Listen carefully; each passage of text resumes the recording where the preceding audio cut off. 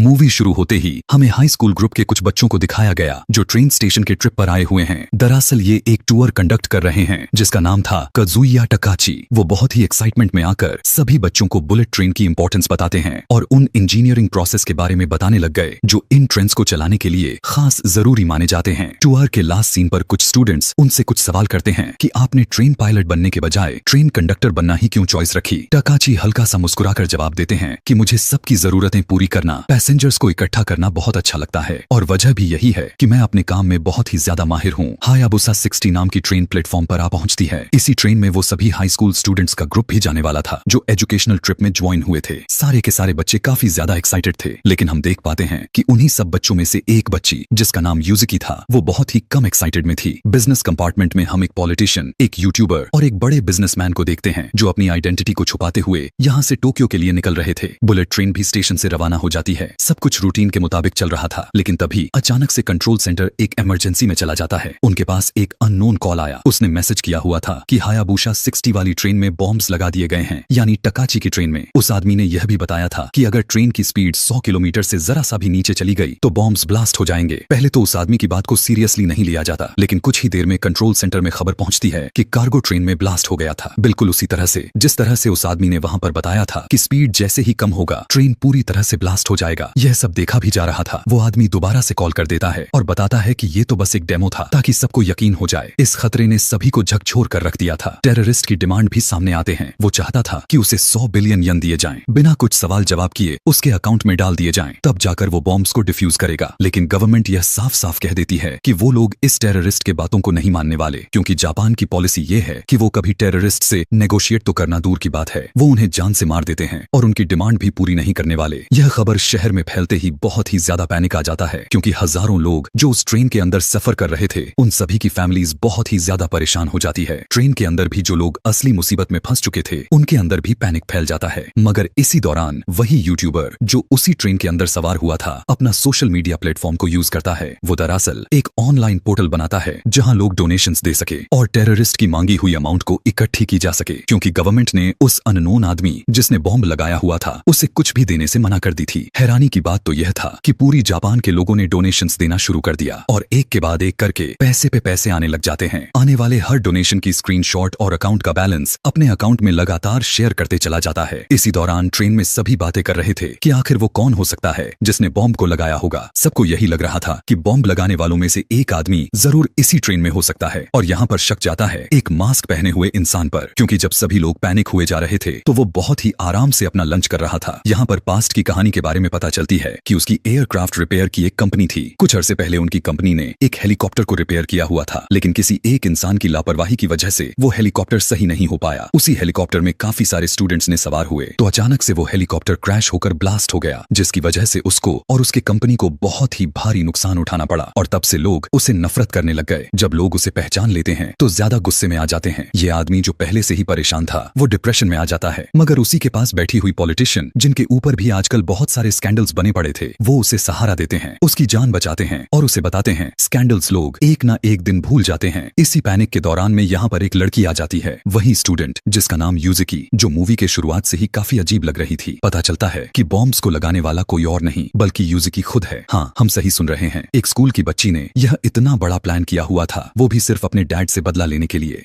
यूजिकी के डैड एक retired police officer थे और एक एब्यूजिव डैड भी थे, यानी वो यूजिकी के साथ अच्छा बर्ताव नहीं रख रहे थे। उससे मारपीट करना, उसे बुरा भला कह देना, इस तरह की आदतें यूजिकी को परेशान कर रखा था। उन्होंने यूजिकी को बहुत ही टॉर्चर किया हुआ था, यहाँ तक कि इन्होंने यूजिकी को लड़की होने पर ताने भी दिए। यूजिकी की मॉम के डेथ के बाद वो बिल्कुल अकेली पड़ गई थी। उसे तब नफरत हो जाया करती थी जब जब उसके डैड उससे झूठी बहादुरी के किस्से सुनाया करते थे। वो जानती थी कि उसके डैड को एक झूठी हीरो की इमेज मिली हुई थी, जो दरअसल 1975 में जब एक ट्रेन में बॉम्ब को ब्लास्ट किया गया था उस टाइम में भी ठीक ऐसा ही एक बुलेट ट्रेन का केस सामने निकल कर आया हुआ था। उस ट्रेन एक्सप्लोजन में बहुत सारे लोग मारे गए थे और जिसने यह सब किया हुआ था, पता चलने पर जब पुलिस उसे ट्रैक करते हुए उसके घर तक पहुंच गई तो उसने खुद को ही बॉम्ब से ही उड़ा दिया। गवर्नमेंट अपने लोगों को यह नहीं दिखाना चाहती थी कि वो लोग टेररिस्ट को पकड़ने में नाकामयाब रह गए, इसीलिए उन्होंने झूठी खबर फैलाई कि यूजिकी के डैड ने उसे मारा है। यही वजह भी थे कि यूजिकी के डैड को एक हीरो मॉडल में तराश दिया गया था। यूजिकी के डैड की सारे के सारे दुनिया शाबाशी देने लग गए, लेकिन सारा सच जानती थी और वो यह सच सबके सामने लाना चाहती थी। उसके डैड को जहाँ पूरी दुनिया हीरो समझती थी, वो सभी को यह बताना चाहती थी कि असल में उसके डैड कैसे और किस तरह के इंसान हैं। उसे तो अपने डैड से उसके साथ हुए उनके पूरे रवैया को बदला लेना था, इसीलिए उसने इतना बड़ा प्लान बना दिया और जाकर उसी टेररिस्ट के बेटे से मिली जिसने अपने आप को खुद बॉम्ब से उड़ा लिया था। वो आदमी भी अपने डैड के मौत का बदला गवर्नमेंट से लेना चाहता था, इसीलिए वो भी प्लान में शामिल हो गया और उसने खुद ही बॉम्ब को बनाया और उसी ने उस ट्रेंस में बॉम्ब्स लगा दिए। यूज़ुकी पैसेंजर्स से कहने लग जाती है कि मैं आप लोगों को एक ऑप्शन देती हूँ, आप लोगों में से कोई भी एक उठकर मेरा मर्डर कर दे, क्योंकि ये सारे के सारे बॉम्ब्स मेरे दिल में लगे हुए पेसमेकर के साथ अटैच हैं। जैसे ही मैं मरूंगी ये सभी बॉम्ब ऑटोमेटिकली डिफ्यूज हो जाएंगे। उसकी पूरी कहानी को सुनते हुए टकाची को उस पर बहुत ही ज्यादा तरस आ जाता है। वो उसकी तरफ बढ़ता है, गुस्से में आकर उसे मारने के बजाय वो उसे गले से लगा लेता है। खैर, रेस्क्यू ऑपरेशन को भी शुरू कर दिया जाता है। अथॉरिटी ने पहले यह फैसला किया कि सबसे पहले जिस कंपार्टमेंट में बॉम्ब्स नहीं लगाए गए हैं, पैसेंजर्स को उसके अंदर शिफ्ट कर दिया जाए। काफी सारे लोगों को उस ना लगने बॉम्ब वाले कंपार्टमेंट में भेज दिया जाता है, जिसके बाद उस कंपार्टमेंट को चलती हुई ट्रेन से अलग कर दिया जाता है। लेकिन अभी भी बहुत सारे लोगों की जान खतरे में थी और उन बाकी सभी लोगों को बचाने के लिए कंट्रोल रूम में एक आदमी यह प्लान बनाता है कि वो लोग इसी ट्रेन के बिल्कुल पैरेलल में एक नई ट्रेन को चलाएंगे ताकि लोगों को हायाबुसा 60 से दूसरे वाले ट्रेन में शिफ्ट करके उनकी जान को बचा लिया जाए। एक नई ट्रेन हायाबुसा ट्रेन के बगल में आ जाती है। दोनों ट्रेन की स्पीड सेम रखी जाती है। दोनों ट्रेन्स के बीच में एक ब्रिज बनाया जाता है और पैसेंजर्स एक एक करके कांपते हुए कदमों के साथ दूसरे वाले ट्रेन में जाने लग जाते हैं। इतना कुछ करने के बावजूद भी 9 पैसेंजर्स थे जो इसी ट्रेन में फंसे हुए थे। वो ट्रेन भी टोक्यो की तरफ काफी रफ्तार में बढ़ रही थी और उसी दिन टोक्यो स्टेशन भी बंद पड़ा हुआ था, क्योंकि टोक्यो स्टेशन पर कंस्ट्रक्शंस चल रही थी। वक्त बहुत ही कम हो चुका था। ट्रेन की स्पीड कम करते तो मारे जाते और अगर टोक्यो स्टेशन पर जाकर ट्रेन को रोकते तो और भी ज्यादा लोग मारे जाते और साथ में सारा टोक्यो स्टेशन भी तबाह हो जाता।